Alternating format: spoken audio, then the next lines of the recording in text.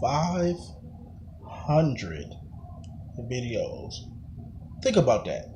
Think about 500 individual videos on this channel. And that's just me. That's not counting the 500 that Asia has done. That's not counting two-parters or extras or just little stuff that we just throw up there. There's easily over 1,100 videos on this channel. All of them are real. All of them are sincere. All of them are on the level. No drama, no filters, no bullshit. From the best of times to the worst of times and everything in between. This is my life. It started with wanting to give you 120 seconds every day. That grew into I'm going to talk until I'm done talking and I've expressed myself. And now here we are, 500 videos later. And that's just me, my individual, 500 videos later. Daily vlog number 500. And I like where we are. I like what we're doing. Like, my future's in doubt right now. Like, June 30th will be the last day that I'll be at this job, and that's assuming that they don't shut us down sooner than that. Like, I have no idea from moment to moment what's going to happen. But damn, it's been a good run. And we've done a lot of great things here. And this job has given me confidence and a level of respect and control that I've always wanted from life. I'm very grateful for my time here. I'm very grateful for everything that I have. Like, truly. Kari randomly texted me today. See, his girlfriend's coming into town again sometime next month. I'm standing by here. I'm outside the train. We've got supervisor and other personnel on the board trying to get somebody off the train. He was just trying to talk to me. Like, stop it. If there is... So, Kari called me. Well, no, he texted me.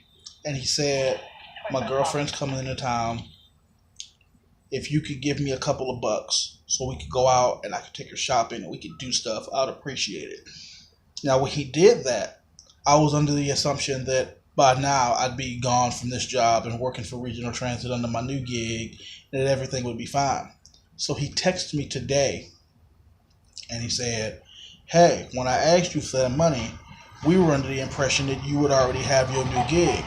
If that's going to be a problem, please don't worry about it. And I was like, wow, that's very selfless of you that you would say that.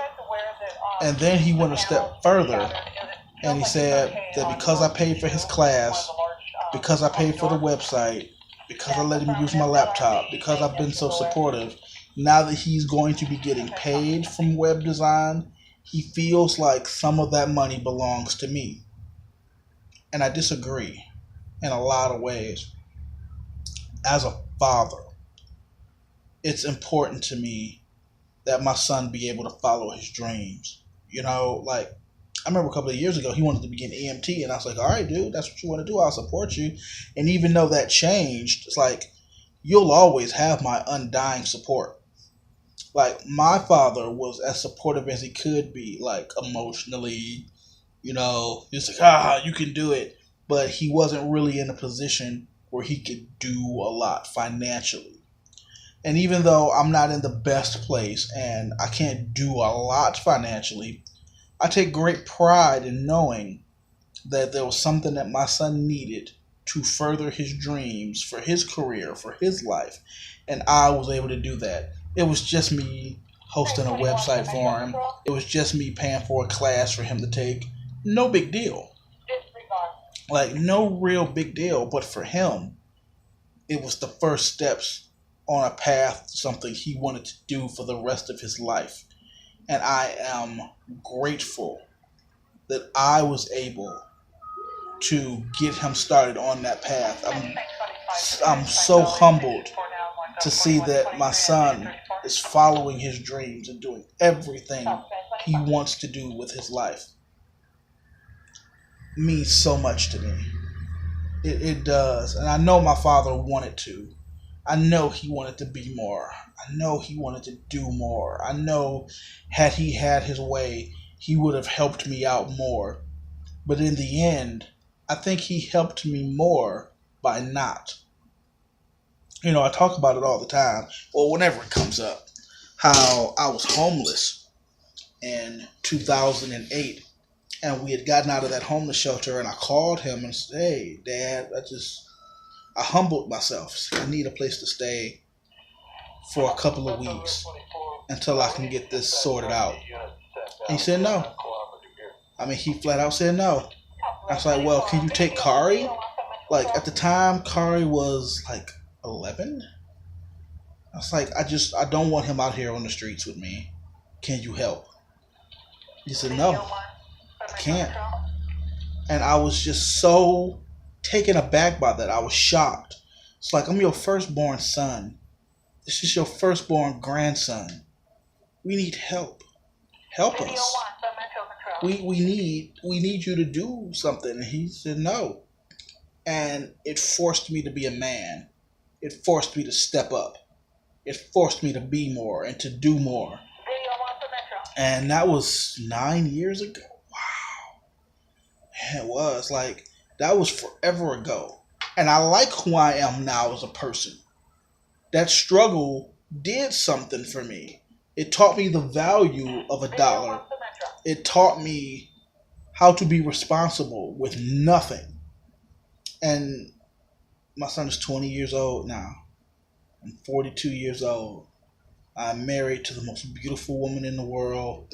My son is well on his way to a career that not only does he enjoy, but he's good at it. Like, really good at it. Like, this is going to be a good thing for him. And I'm so proud. I'm so proud. And I'm touched that I had a part in it. I can't take any of the credit for Kari. Like, I used to always get so much credit. "Oh, you're such a great dad. You're a single father. You're doing it." And it's just like, Kari made it easy for me. Through all of it, I was sick for a while, and I made some choices that wasn't necessarily happy with. But Kari made it easy for me to be his father. He made it simple for me to give him support.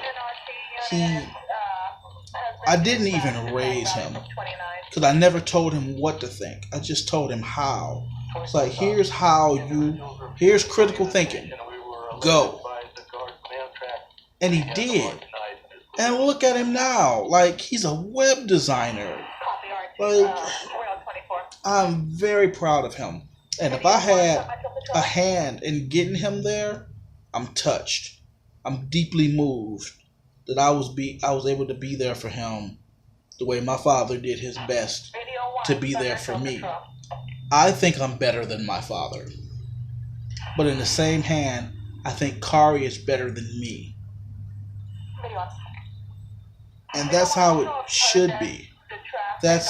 As a parent, I want you to progress. If you were no better than I was, then I didn't do my job. Kari he's smart and he's clever. I mean, I'm singing this phrase. They're talking about a knife. There's like some crazy shit going on. Like, Kari, he's just so clever, and it's like, I couldn't ask for much more. So here I am on day number 500 of doing these videos, and I can say that I have loved a woman with everything I was, and she loved me back.